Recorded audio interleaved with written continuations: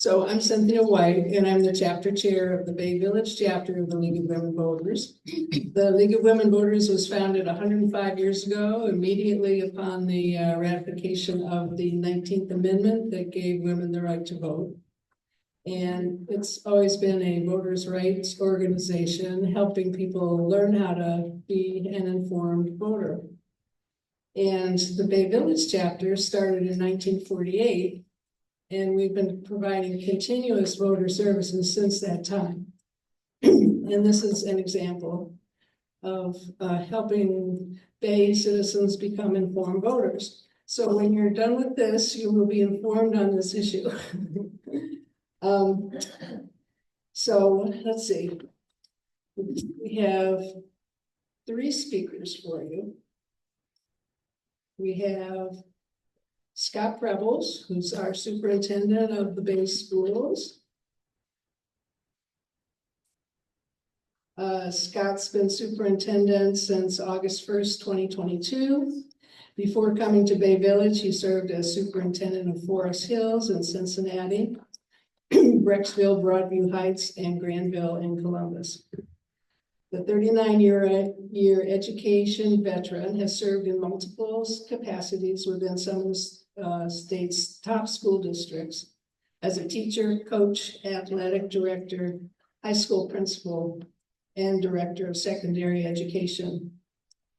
The Cincinnati native earned his bachelor's in industrial technology education and master's in administrative educational leadership from Miami University in Oxford.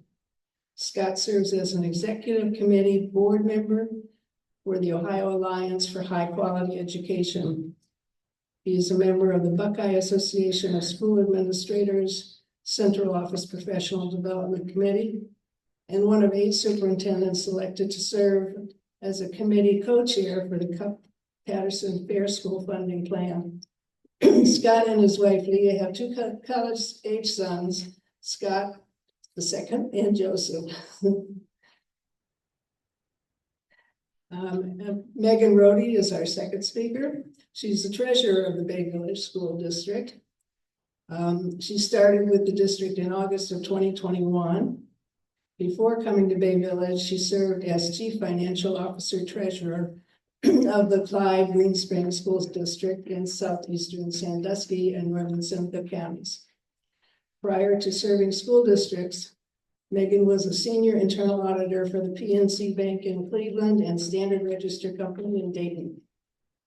The Castalia, Ohio native earned her BS in accounting and finance from Wright State University and her MBA from Ohio University. Meghan is an active member of the Ohio Association of School Business Officials, where she currently serves on the board of directors as the Northeast Region Director.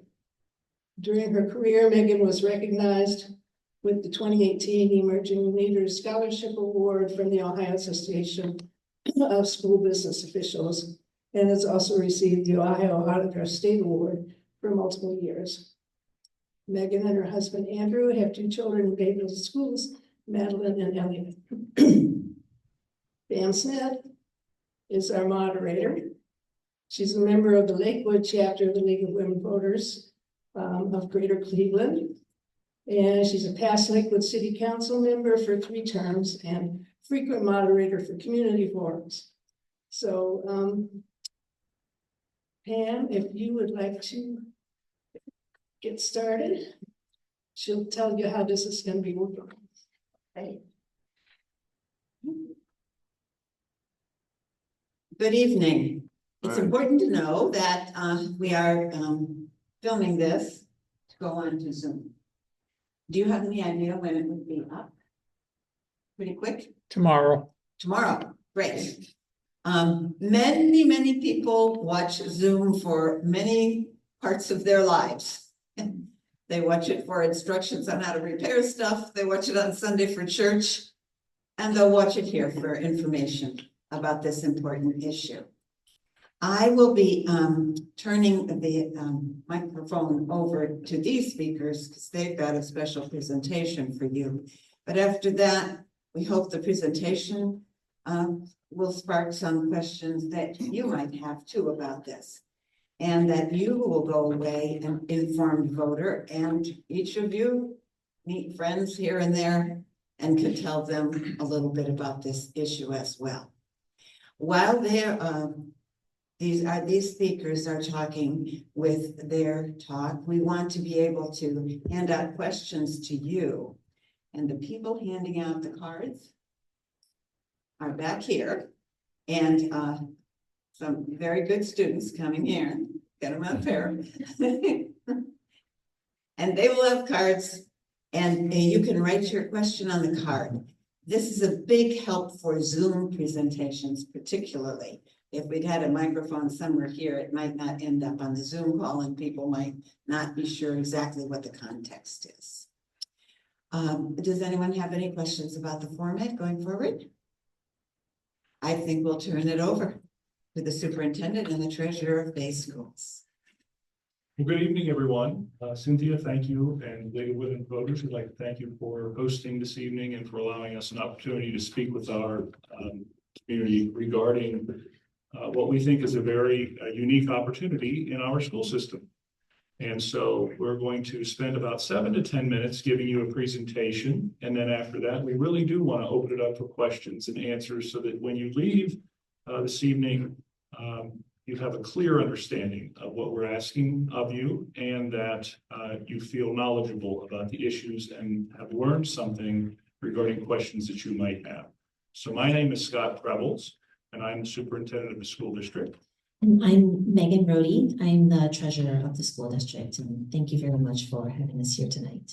So we thank you for coming, and we'll get right into it. What we want to talk about is, you'll see it on the screen, it's the finances and facilities for the future plan in the Bay Village schools. And you'll notice with maybe everything that you've heard about construction or facilities or renovations, the first word on that screen is finances. We are very much concerned about the stability of the finances in our school district, and we believe we have a unique opportunity that Meghan will speak specifically about regarding our bond issues and converting those into a permanent improvement levy, what that looks like, what the mechanics are of that, and how that will impact our school district in some very positive ways that will lead to the opportunity to incorporate some facility adjustments in our school district. So we have a few things that we think are important that Meghan will touch on regarding the finances, but there is some rationale. We want to be in this volatile time period, in this unstable economic time period, the one taxing agent or agency that you deal with that is consistent and that is not asking for additional resources other than what your current contribution to the school system is at this time. That's very important. We want to be stewards, of the community's resources. So we'll talk about how this combines funds from 2 bond issues.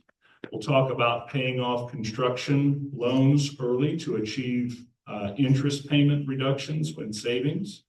Talk about annual targeted funds that will be placed into the school district's coffers that will be used for capital investments as opposed to coming out of our general fund, and we'll get into that in a few minutes.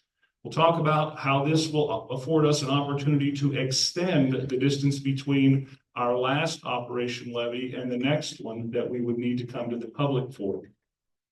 We'll talk about the safety and security enhancements of the facilities project that follow in step to some of the financials that we'll talk about. And we'll also talk about accessibility in our schools and how that will change over time if this project moves forward. We'll talk about teaching and learning spaces this evening, how they will be adjusted, some things that may happen in the future based upon a May 6th ballot. And we'll talk about how this opportunity or this opportunistic time will impact the lifespan of the buildings that we are currently educating our students in. So one thing I learned over the weekend, and I did some studying on that that we have not mentioned before, is that what Meghan will discuss tonight as far as the permanent improvement levy and what that looks like, there are 607 schools in the state of Ohio. 499 of those 607 schools have permanent improvement levies in place. That represents 82% of the school districts in the state of Ohio who use this financial mechanism or this financial tool to do some of the things that we would like to do.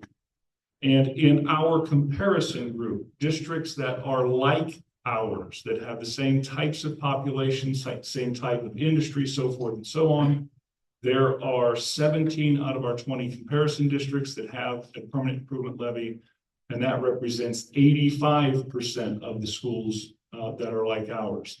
So what we're talking about is something that is practical, that is used in other places, and we want to try to enhance our environments by putting that in place here.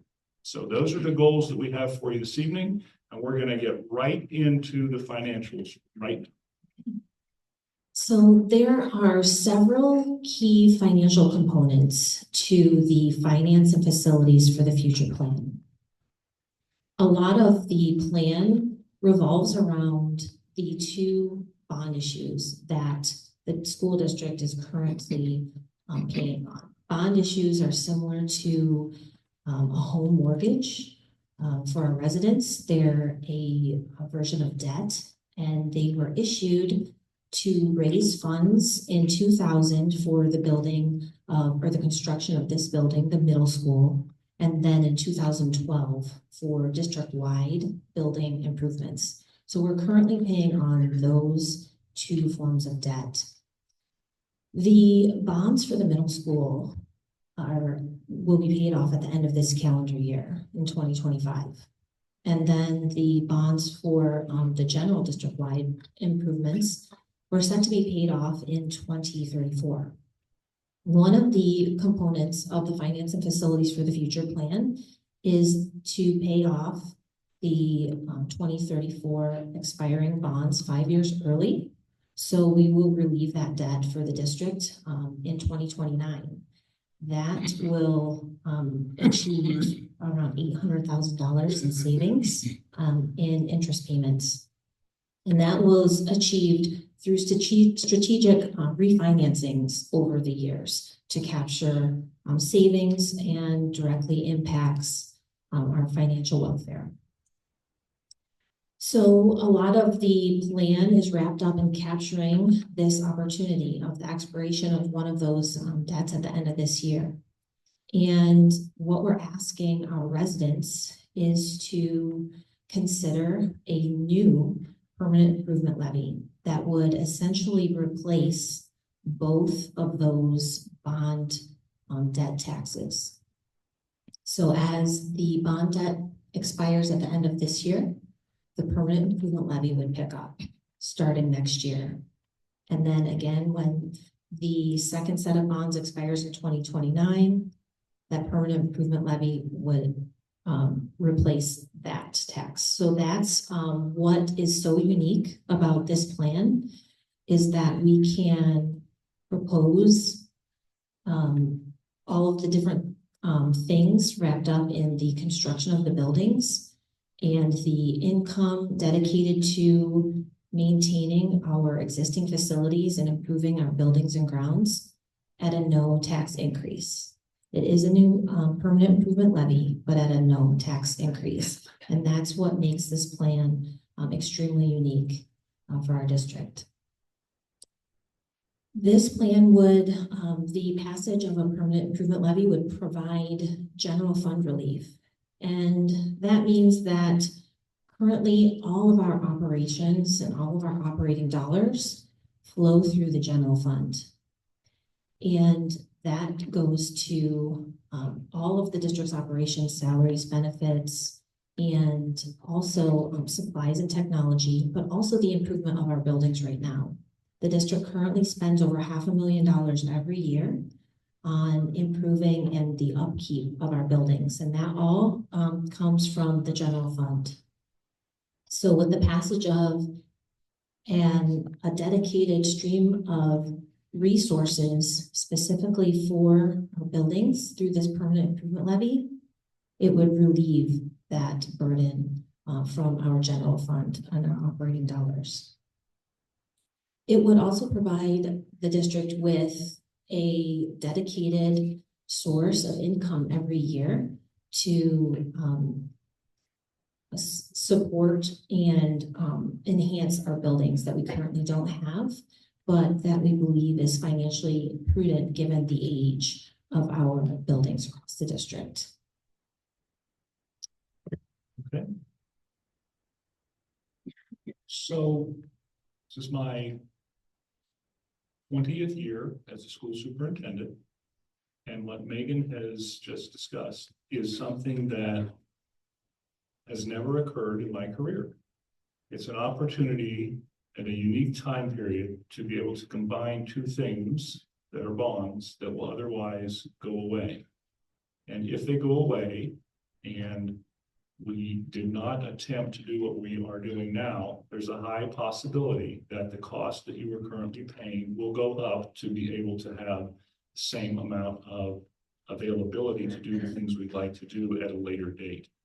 That's why it is such a unique opportunity in a unique time period, because not many school districts have positioned themselves like Meghan has positioned ours financially by paying off bonds early and getting them to combine at a similar time period so that we can take advantage of that combination of resources without increasing taxes. And that is a key element, probably the most important element of the entire plan.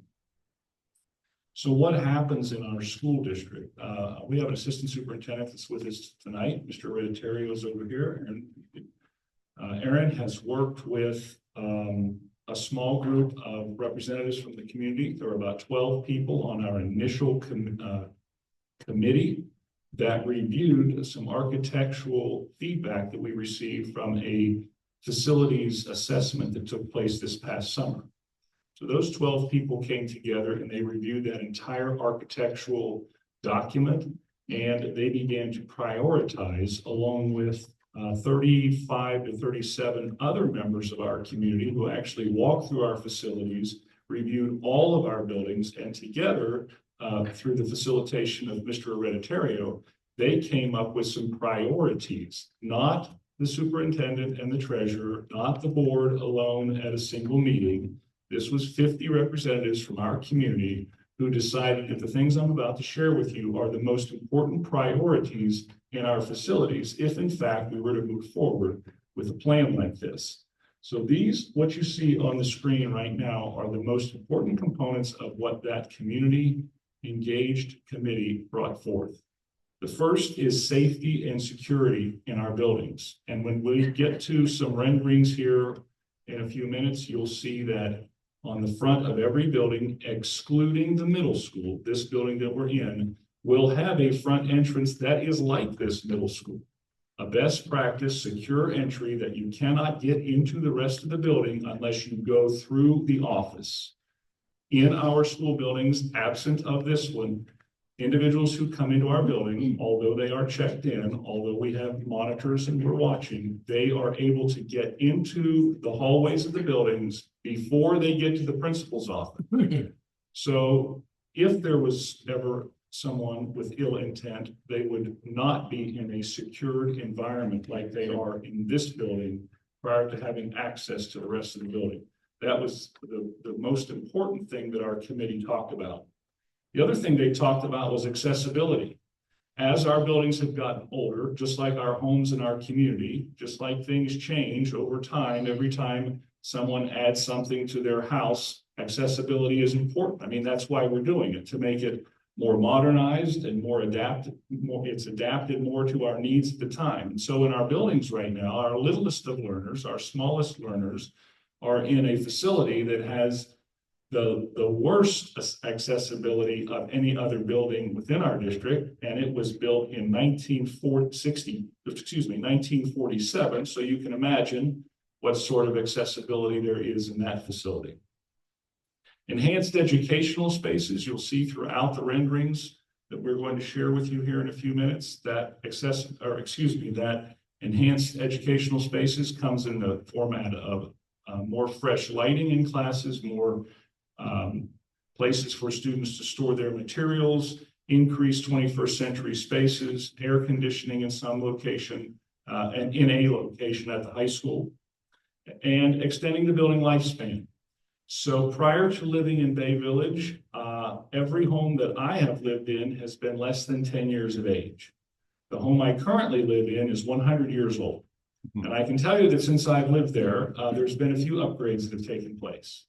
Well, none of our buildings are 100 years old, but they are traveled at a much higher pace than my home. And so there are things that wear out. Countertops, restroom, pipes, windows, all the things, carpet, all of those types of things wear out. And just like our homes, that's what we're talking about here. We want to extend that building lifespan. And in this particular project, if it were to be accepted by our community, that extends the lifespan of most of our buildings about 30 more years, and one building 70 more years. And so we'll talk about that in a few minutes. And then the capital budget enhancements, what Meghan talked about. Our bond issues that we currently have right now, if you can imagine this, and first of all, thank you for your generous support of those, because they have built some wonderful facilities that our kids have great spaces in which to learn.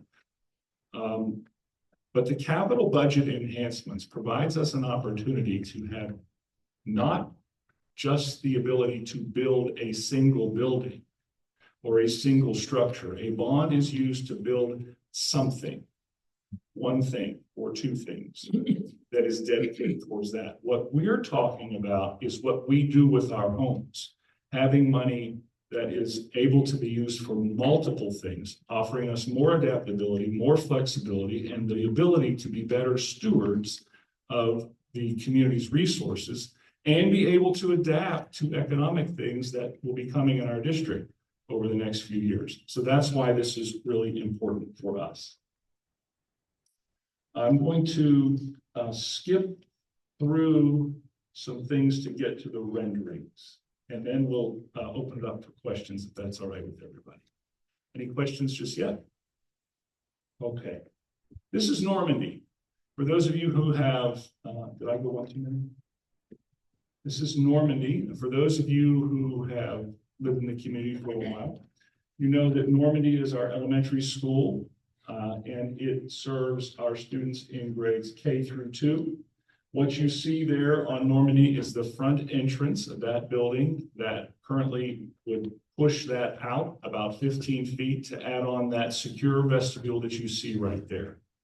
So if you take a look at that, you will see that is the first rendition of what that facility would look like. We would come off of the front and we would add that front area. Also in that building, if you take a look, you'll see on the right side windows. You'll see the drawing of windows. Those are all to be replaced. They're wearing out and they're not as energy as efficient. And when we replace those, that would be fresh light or additional light in classrooms in those buildings for our student learners. That big white portion that you see there, that's kind of just a square, that represents the current cafeteria right now. So the colored portion of this drawing is where you would see any construction taking place on the building. So if you drove completely around that building now, you would see all of the windows in that building match because these new ones would go in. You would see a new front that provides more secure access for students. And in the back of that building, we're going to put up a larger barrier to be able to keep the buses that go through better separated at a greater distance than we currently have for our playground in the back of the building. So that's Normandy. Second one that you will see is Westerly. I want to go back to Normandy real quick. I want you to look at the roof to see the black roof there, the shingles on top. You'll see that again here at Westerly. So what you should see through all of the pictures is something that complements our community, that does not look like an old building with a brand new front on it that does not match and looks like an eyesore. What we've tried to do is complement the facilities as they currently are and find a way to make a more prominent front to all of our buildings that's consistent across all of our buildings and also is consistent with the values and the expectations of our community. When you drive by Westerly right now, there's sort of a canopy out there that you go under to get into the building. This represents pulling that canopy out about 8 feet and then enclosing it. So again, there you have a safe and security, a more safe and secure front. You will also see the windows on that building as well. Over there right now, there's the old blocked glass windows. It doesn't let very very much fresh light in. The caulking around those windows and the seaming of those windows is beginning to deteriorate. And so by adjusting those, not only on the front of the building, but the back of the building, we will increase all of the lighting within those classrooms for our students. And so again, you can see consistent front on that building with what was at Normandy. This one is Bay High School. And if you drive by Bay High School, you know it's got the big front on it. And when you pull into the driveway, about 100 yards up, there is a canopy off to the right. That canopy used to be what was the entrance to the building for students probably 15 years ago or so, maybe even a little bit longer than that. But at that canopy right there, the building would be upgraded all the way from the canopy around to where you see on the far left, the white structure that has, again, that matching roof with the other two facilities that you have seen. So what will happen there is that driveway that pulls in, that kind of curves across the front of the building, from the canopy all the way around to the end, will be matched up and adjusted to create what you see on the photo there. The white part in the far left that has the black roof on the top, that would be the new entrance to the high school. That would be the new office that's on that building right there. If you go to the high school right now, it's kind of tough to find the front door because it's just this little blue canopy. It's not really the welcoming environment that we want for our students on a daily basis. And also, if you go into the high school right now, once you go through the blue door, there are multiple hallways that you need to traverse down to be able to get to the office. And that we don't want to have in our high school if we can help it. So this is the adjustment that we would have there. Once you get into this facility where the high school office currently is, obviously would move to this new part here, and we would renovate that space for our guidance department. Also, as part of this building, there is a renovation plan for the media center so that we can make that more 21st century, a more 21st century educational environment for our students. And this that you can't see here also will have air conditioning in the cafeteria. So now, if you are a resident of our community, you come into either the media center where we hold big meetings. If you come into the office area or the cafeteria where we share with community groups, it will be air conditioned, it will be fresh, and it will be much more accessible for individuals who are sharing our building with our students. The next part you see at the high school is the back. And for those of you who attend basketball games or who attend the theater or who go to performances, that entrance in the back will be upgraded. Not quite sure yet it's going to say the event center on it because it's not really a new center. It's a new entry into the building.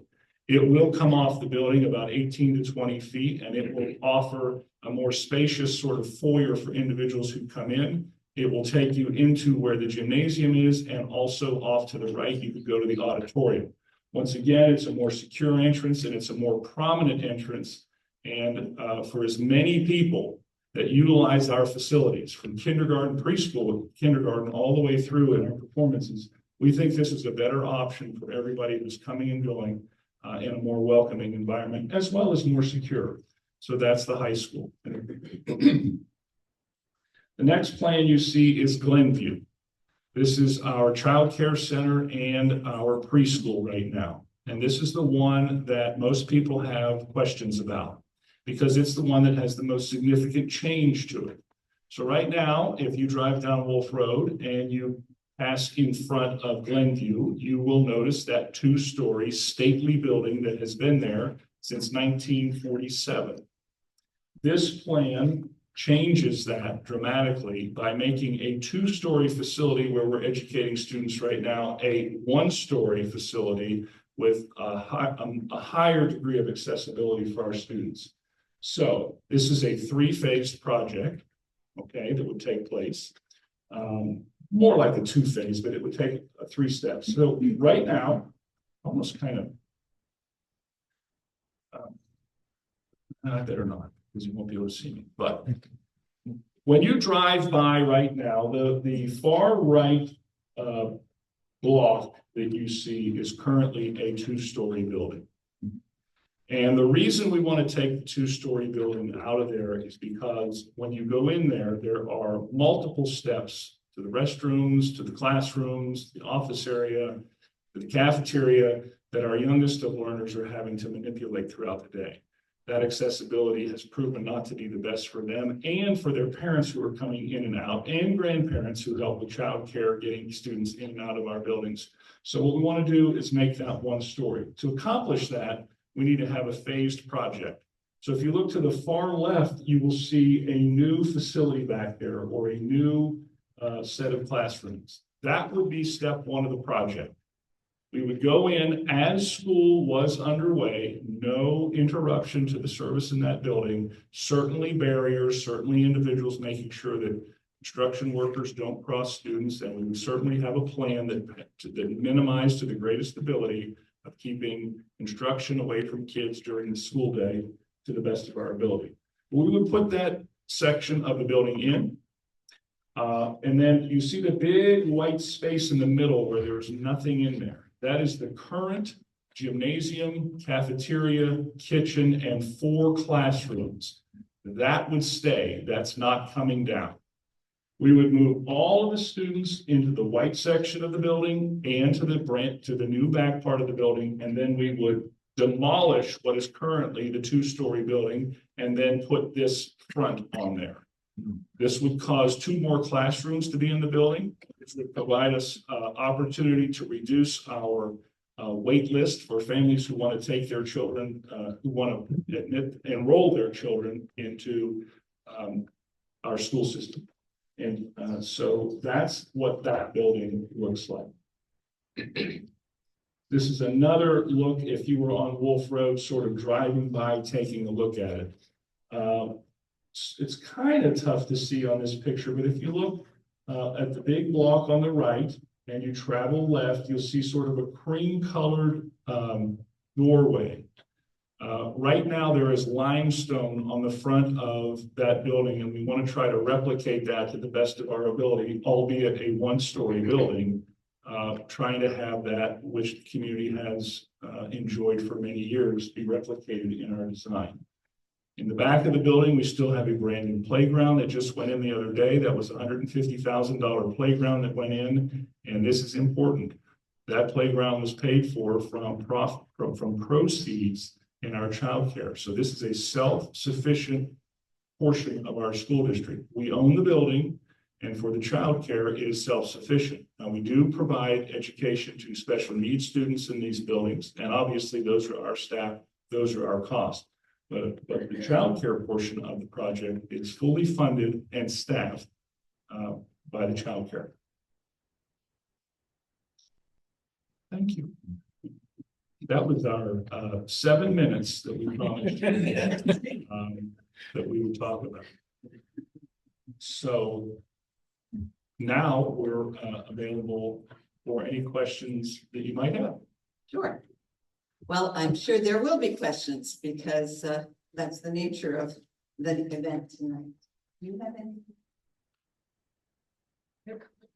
Okay, good. In the meantime, I'd like to ask, can you clarify that other districts have used this sort of creative financing to do this many projects? So, as Superintendent Prebles said, over 80% of the school districts in Ohio have a permanent improvement levy. I don't have the statistics on how many borrow against that stream of income, but that's essentially what we would do. I do know school districts do this, but I don't know exactly how many. But essentially what we would do to be able to raise the funds for all of the different projects that Superintendent Prebles just walked us through is borrow at once around $27 million to finance all of those projects right up front. Then, similar to a bond levy, we would use the permanent improvement levy to pay off that debt over the same term of 30 years. So it's just a more flexible way of using a tax levy to borrow funding to build big projects all at once. The beauty of this plan, I believe, is the flexibility that the permanent improvement levy offers. Because with a bond levy, you are committed to that one specific project. Whereas with this permanent improvement levy and the finance and facilities for the future plan, we can again use those funds to take the burden off the general operating dollars for our yearly annual maintenance of the buildings. Additionally, you can use permanent improvement funds for technology, textbooks, anything that lasts over 5 years. So again, with that flexibility, you can purchase school buses, and many of the things that we are currently purchasing and will continue to purchase that are now being, we're using our general fund operating dollars. So related to that question, stewardship and financial responsibility. With this permanent improvement levy, as Meghan talked about the financing, we are capable of raising $35 million over the period of time. We are not using all $35 million. You've seen this on the news before. Something is built and then you need to operate it, and the resources are not available to do that.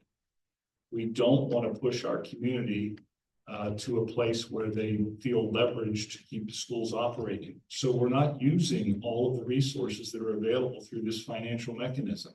We're using a portion of them, and as Meghan talked about, we have the remaining resources made available over time to maintain our facilities as we move forward. So we're not going to spend every single penny that we are able to. We're not going to do that. We're going to utilize as much as we need to meet the expectations of the committee that came together to help us design this. And we're going to leave resources made available from that to utilize for future years to maintain our facilities, so we don't have to press against our community for more operating dollars. That's the unique opportunity that we have as a community that doesn't happen but once in a career, at least mine. Other school districts that use permanent improvement levies are using them for the very same thing that we will be using them for after the facilities are built, to maintain them over time. That's what we want to do. So that's. Thank you. I think, and this question came in, and I'm sure that this is a little unusual here in Bay, and then it said, why is this permanent? What would be the alternative to permanent? I guess maybe that would help people understand. So the term permanent, it's permanent improvement is the name that we're legally bound to by legislation. That's the name of this type of tax levy. And specifically, permanent refers to what the tax revenue can be used on. And that's anything that's over 5 years, has a life of 5 years, is considered permanent in the eyes of the qualifications for the permanent improvement levy. So that's where permanent comes from. That being said, we are asking for this permanent improvement levy to be for a continuing amount of time. And that's because when we did an analysis of all of the operating levies that are currently on the books, so that's every other tax levy that the school district collects, except the 2 bond levies currently, they're all for a continuing amount of time. So this keeps us consistent with what our taxpayers and our residents are used to. So it just falls in line with the rest of the operating levies that are currently being collected. So I've had the opportunity also, time as a superintendent, to ask the community to pass levies. This is the only one I've ever brought to a community where I did not ask that, where I'm not asking to increase your tax burden. The only one I've ever done. And so one of the things I'd like for you to consider is, when the community graciously approved the second bond that Meghan talks about, that was in 2012. The district has been collecting the same amount of money on those past bond levies since 2012. If the community moves this levy forward, it will stay at that 2012 original approval level. We will not increase taxes. If your home value goes up, it will not go up. It stays at the same 2012 original price tag that you graciously approved it at. These are things that don't happen often in our industry. When I say our industry, I mean as the administrators of your school district. That's why we are so compelled to bring the message to you so that you not to be condescending, so that you clearly know what is at stake here. I think that's probably a better way to say it. And I think we're going to be discussing this through a few more questions. Why is this considered a levy if our taxes won't increase?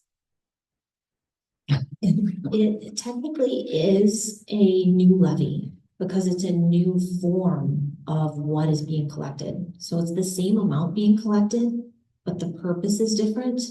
Therefore, it's a new levy and it will be called an additional levy on the ballot. So that language is something that we're bound to by the law, but it technically is new because it's permanent improvement and we don't have one of those on the books. We are replacing our 2 bond levies with this new levy, but the key point being that it's not at a tax increase. And the other question that's come in is on the ballot language.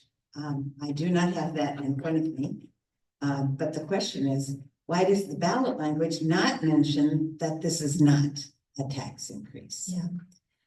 We don't have any flexibility on what we can put on the ballot language. So there are strict rules around what goes on to the ballots. We do have the language up here on the screen.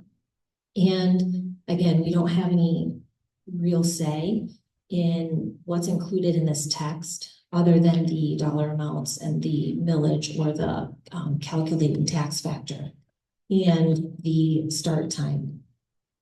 So just to discuss the ballot language a little bit, like I mentioned with the previous question, it does mention that it's an additional tax. And this is because it's a new permanent improvement levy.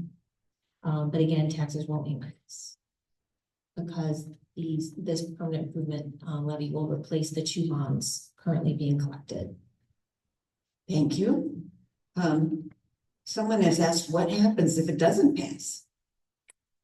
If it doesn't pass, we will continue as we currently are, using about $500,000 to $600,000 annually out of the district's operating levy. And that will reduce the time that we hoped we would need to come back for an operating levy. So what we're trying to accomplish is spreading the distance between our operating levies in addition to all the other financial things that we've discussed. But there will be no stopping the busing. There will be no increase in sports costs or anything like that. That's not what this is about. This is about an opportunity and taking that opportunity while it presents itself and trying not to let it pass by. Because I can tell you this, after 20 years in this role, the tax will not go down. It just doesn't happen. The funding mechanism in the state of Ohio is set up so that every 3 to 5 years, school districts have to come back to their community. It's the way the finances are set up in the state of Ohio. It is not all that bad because it is an accountability system for the community. If things are not going well, then you can cast your vote to change the direction. And so I'm not disappointed that of the funding mechanism in the state of Ohio. I work within the reality of it. So on the first years of a levy, we will collect more than we're spending. And as we continue to deal with inflation, just like you do in your homes and the rising prices, those 2 lines begin to cross where our resources in the bank are starting to be expended. And so then we shift into deficit spending. And there's only so far you can go deficit spending before you need to make reductions. This is not about that.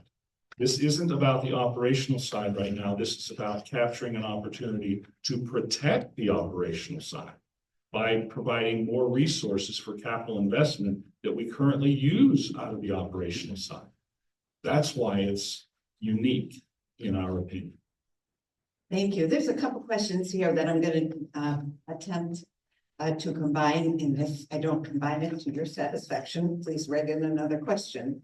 But these all deal with the fact that this funding will be able to be used for construction plus other costs. Do you have an estimate of the percentage, or is that a floating number that would be used for construction?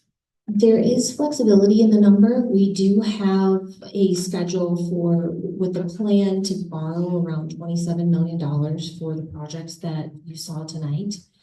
That would, after the debt payment each year on that borrowing for 30 years, it would leave enough to relieve the $500,000 that's currently being paid out of the general fund on our buildings for annual maintenance. So it would relieve that. There's enough there.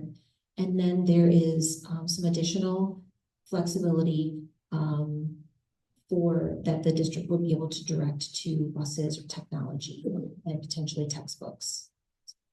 Thank you. Can you tell us, would you be doing one project a year? Is it all slated to happen at once, the various improvements, especially for security and so on at these buildings? So what we have done up to this point is we do not believe that we should have a project fully prepared and ready to go until our community tells us that it's time to move forward. So what we have done is we've done all the renderings, we've done all the work with our architects to be able to get us to a place where we can show the community conceptually what we can do with the resources that we are asking.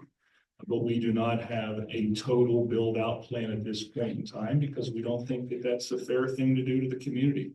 However, I can tell you that we are having conversations that if this is to move forward, that we would call our team in again and we would begin to put a plan together that we think would be totally complete, all buildings done without anything that we may not be able to forecast right now by the August of 2027. Now, if you are involved in construction or you're involved in multiple projects like this, you know that there's opportunity to combine projects, to take advantage of pricing. You pace projects to make sure that you can ensure that you're doing things outside of the time that students are in the building, or you try to minimize that time in the building. All of that is yet to be determined, but it is not that it hasn't been discussed and plans haven't been made. We just don't think it's a good idea to presume that we should be moving forward without our community telling us that this is the right thing at this time. So there'll be about a 1-year process before any construction truly begins, but we plan to have everything sequenced and able to be completed in August of 2027 for the beginning of that school year. Thank you. Another question has come in still to explain. It is now the right time to issue a bond in financial terms. I think this is a question asking for you to explain again why this is such an opportune time to put this on the ballot. No, to issue a bond. Why is now a good time to request a bond? We would be borrowing against the permanent improvement funds. We wouldn't, so it wouldn't be a bond levy per se, but now is an opportune time because of the timing of the expiration of our existing debt or our existing bonds. We will, with the expiration of one set of bonds at the end of this year, and then again in 2029, the timing of it really lands because we won't be asking our community to increase their tax bill. And that was a key piece of it. We want to, what we're trying to achieve is for the district to be a financially stable component of the community. And we believed by capturing this unique timing and essentially replacing one tax with another so that we didn't have to ask for a tax increase, that was the best opportunity and most valuable opportunity for the district and community. I think also, Megan, please correct me if I'm wrong. There is a window of time at which we are permitted to do this before the opportunity goes away by the auditor in the Ohio Revised Code. So if we don't take advantage of the window of time, you could imagine that if we didn't do it, the possibility of pricing going up between now and then would make us more vulnerable for not achieving as much as we currently can in the environment that we are in. If we continue to postpone and we continue to have inflationary market working against us, then we're not going to be able to achieve as much construction from the resources that we're able to achieve without increasing taxes. So why in May instead of November? That's why, to be able to capitalize on the moment. Now, again, it would be inappropriate for me to talk without acknowledging the last couple of weeks in our country. And so when all of this was put together, we believe May was the best time to capitalize on anything that would fluctuate that would work against the school district.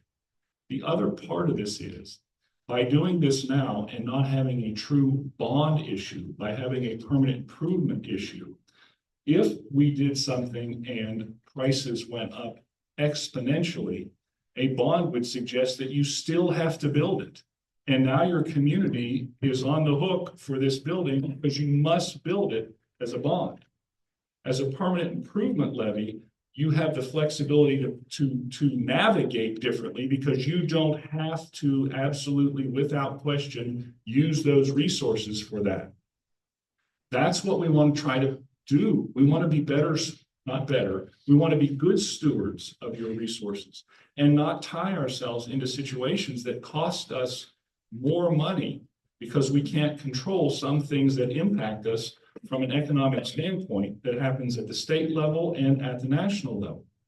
So act prudently by involving the community, develop things that are rational based on their expectations, build something that is achievable without increasing taxes, maintain flexibility and adaptability with the fluctuations that are taking place in the economy, and extend that time between levies as far as you possibly can for operational costs. This is an opportune time for us. If that window goes away, potentially half of what I said goes away. Thank you. Taxes are confusing in the state of Ohio. And we had property value increase for everybody that owns a house here. So it's sort of understandable that a person has written, at what point does the school system take benefit of the property value increase of 40 to 50%? So can you explain why the district can't do that? So the way school funding is set up in the state of Ohio is that there are inflationary controls that were put into place in the 1970s to protect homeowners and property owners from the rising cost of inflation. So when your property values go up, your school district voted taxes remain the same. And so around 90% of the school district's levies or taxes that are collected do not change or do not increase as home values go up. There is a portion of our taxes that we collect that was designated by Ohio Charter in the 1920s or 30s. And that portion of our taxes does increase. It's around 10 or 11% of our tax levies. that we do see an increase on when your home value goes up. But everything that is passed by the voters, every tax that is voted upon remains the same as it did. What was collected in year one will be the same amount that it will collect in perpetuity. So unlike the taxes for other municipalities or other governing bodies, when your home values go up, the school district taxes on your voted levies do not. Thank you. Oh, and can I just add one more thing? Sure. That's why school districts are continuously on the ballot for operating dollars. Because it's not really an issue of if we're going to come back to the community for a tax levy, it's when. Because of that concept of keeping the school district voted levies the same across time. Because naturally our expenses increase, but when our revenues do not increase, that's why we have to approach the community for an additional tax levy. Thank you. Thank you. It is complicated, isn't it? This question says, what will happen when we need a new school building? Will that be a new bond on top of this permanent levy? That's always a very difficult question, because the goal of this project, first, the finances, second, is attempting to ensure that our facilities are going to last for 30 more years by improving them in specific places that we targeted, and also by having the resources available to maintain them as they have been maintained for the past 30 or 40 years. Our community has done a great job. If you walk through our buildings, you will see that they are clean, they are orderly, they are structurally solid.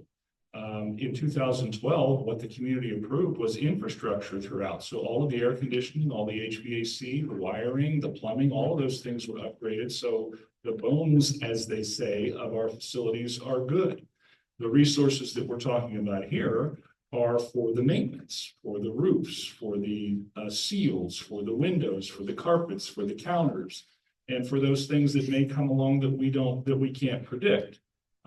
But we have capital. This is a document that will show you for the next 5 years, and every year it's updated. So it's always got a 5-year run of every single project that's prioritized in our school district with the resources we have available, from carpet to lights to efficiencies to geothermal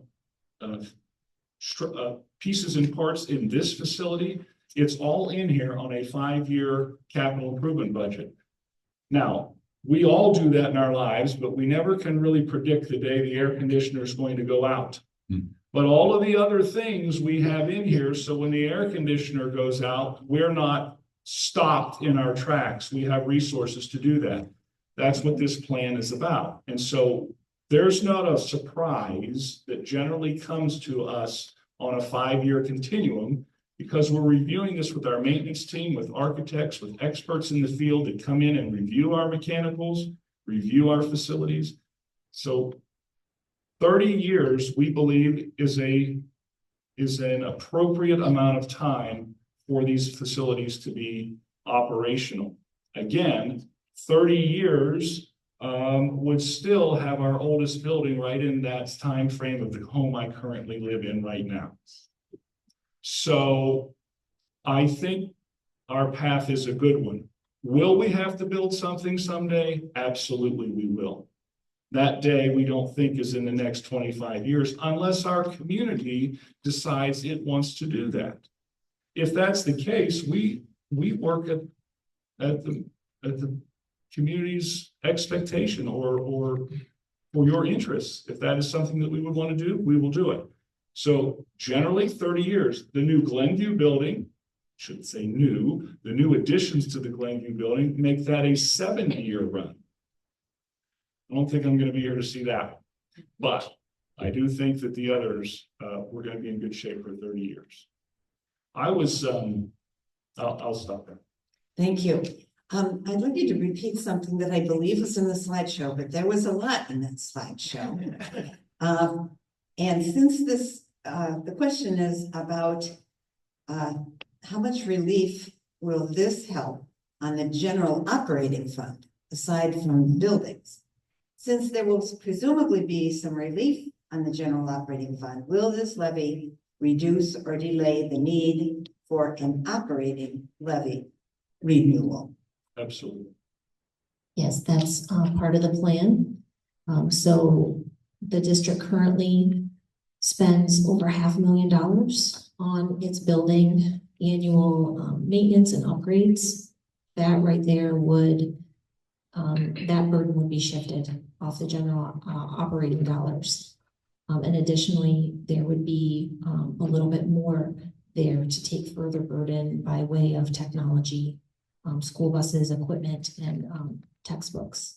So the goal there, by relieving that burden on our operating dollars or our general fund, we would be able to push out even the length of the levy cycle, which is just the time period between one levy and the next, and reduce the ask at that time. Thank you. A question has come in about how you can spend levy, how you can make levy dollars be used with this. And the question is about in-school programs. Can this levy be used for in-school programs to benefit students? Well, absolutely, because when you're talking about technology, you're talking about textbooks, things like that are used for instructional purposes, absolutely. Transportation for our students, I know that's not in the classroom, but certainly we want to have our kids in safe transportation. Vans with things that we would have in the maintenance department, that's good for our students. Those are the plows, the shovels, the things that make the exterior of the building safe for our students to come to and from throughout the school day. And the many other things that we do to ensure that our electrical services, that our plumbing services, that our HVAC is of high quality, that's also good for our students. And that helps the educational value or culture of our building. So it truly is about a lot for our students. And I know it's a secure front on a building, but the lighting is good. We know that best practice is more natural light in classroom is good for students. We have that in both of our elementaries as a significant part right now. The Glenview building, because it will be a new structure, has that sort of concept built in because it's a newer structure. And so those are good things for our kids, and they will help instructionally as well. Additionally, shifting that burden from the general operating dollars to the new permanent improvement levy really opens up operating dollars for what we're all here to provide, which is services to our students. So by freeing up operational dollars, we can focus more of those to the classroom. Thank you. This question is, I think, important for everyone that's here. That was within a few weeks, they have the opportunity to chat about this with neighbors and friends. What is the most important thing we can tell friends and neighbors about this issue? No increase in your taxes. And that brings me to another statement that says, Let me try. No increase in your taxes.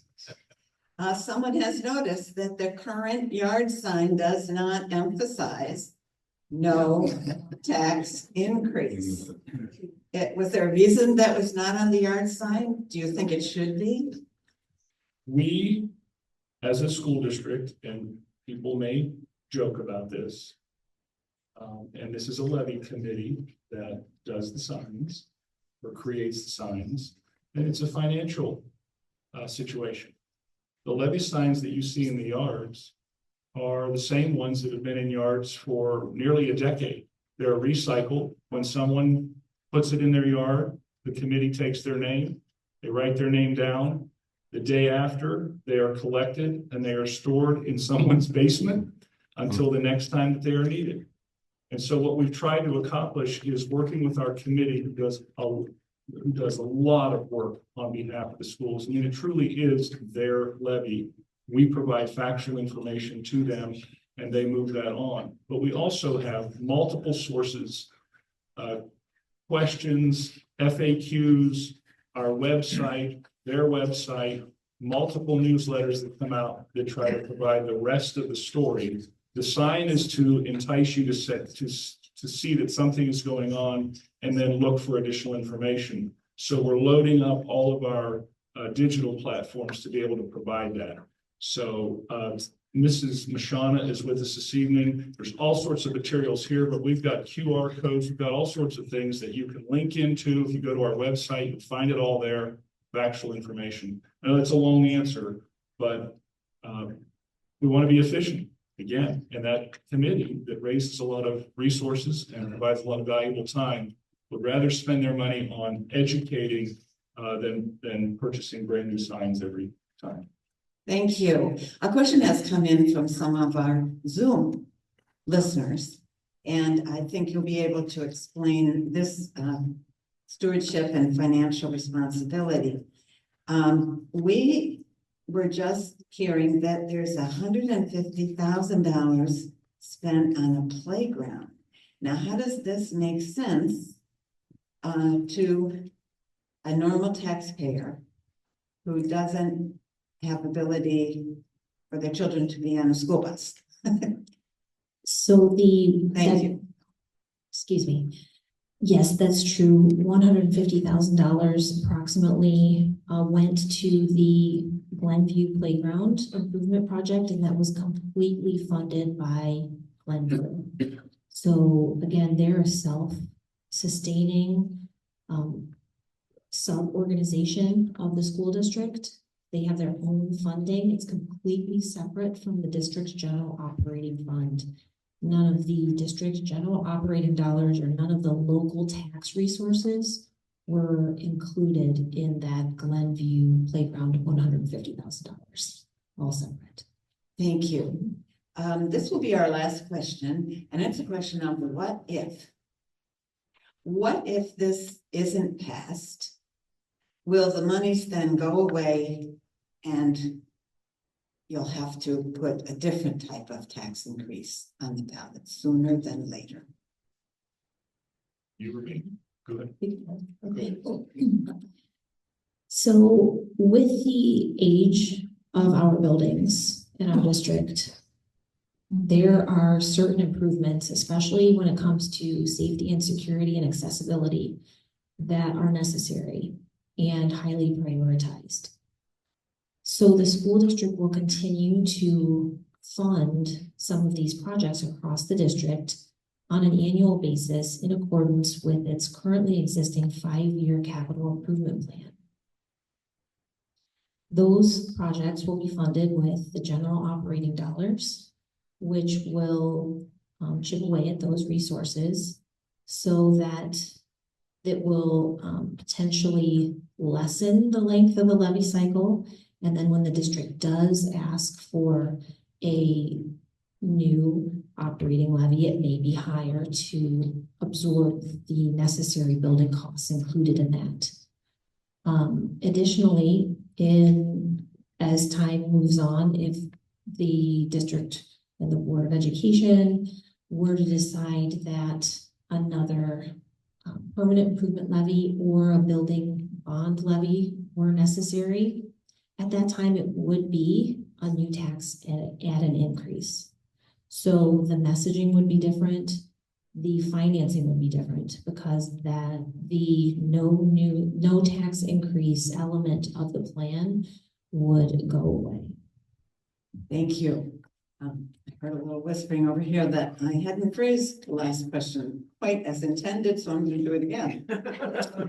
Since we're coming to the end of levy bonds, if this didn't pass, would an individual's home taxes be reduced, and by how much?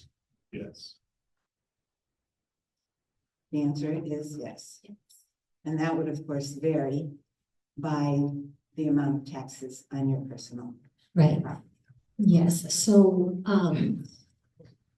yes, if the bond taxes were to expire, certainly your tax bill would be reduced because you no longer have to pay those two issues.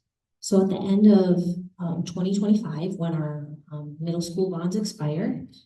Coming into calendar year 2026, for every $100,000 of home value, you would get back $4.96 per month. So that's around $60 per year that you would get back. Then in 2029, when the 2012 bonds expire, for every $100,000 of home value, taxpayers would get back $4.23 per month, or approximately $51 per year. So hopefully breaking it down by $100,000 is helpful. We did look at $400,000 home, what that would mean, because the median home value in our community is $380,000. So for a $400,000 home, that taxpayer would get $238 annually back starting in 2026, and then another $203 back in 2029. Thank you very much. That represents 3.15 mils. I haven't said this yet. When we worked with our architects at the very beginning, before our committee came in, and they explained what it would cost to replicate what the district currently has, it exceeded 20 mils. We didn't think that that was going to be a good idea, because this is 3.5 mils, and you could imagine what it would take. 20 mils. That was about a $200 million project that was presented to us from about a 300-page study of our school district. That was not doable. So we went in and we prioritized, and we worked with the committee to bring that down to something that was manageable and that was doable and that was appropriate for our school district at this particular point in time. We don't need a host of new buildings. We will need a new building in the future, just like we needed a new middle school 25 years ago. We're not there right now. And to take the community to that level without that being a necessity is not good leadership. It's not appropriate. So what we're presenting is what we believe is appropriate, what is logical, what is doable, what is achievable, at a cost point that you have been graciously providing since 2012, with no inflationary cost to that since 2012 to your tax bill for these types of projects. And again, this is the first time in my career that I've ever brought a levy to a community where I wasn't asking for additional resources. And it's a great opportunity for our school district to stabilize its finances, to capitalize on some capital investments, and to not come to the edge of the cliff because we didn't present this to you and then let it go by and come back in a few years for an extremely much more costly project. And we see that in other areas right now of schools around us. I'm not disparaging any school district. I'm just saying there are other ways this can be done. I don't think that's the right way for our community. Thank you very much.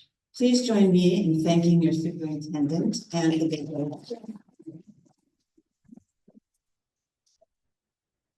I would like to thank Thank you all. everyone in the audience as well for your kind attention and very excellent questions. Thank you to the students that helped this run smoothly as well. And please have a good evening. Thank you.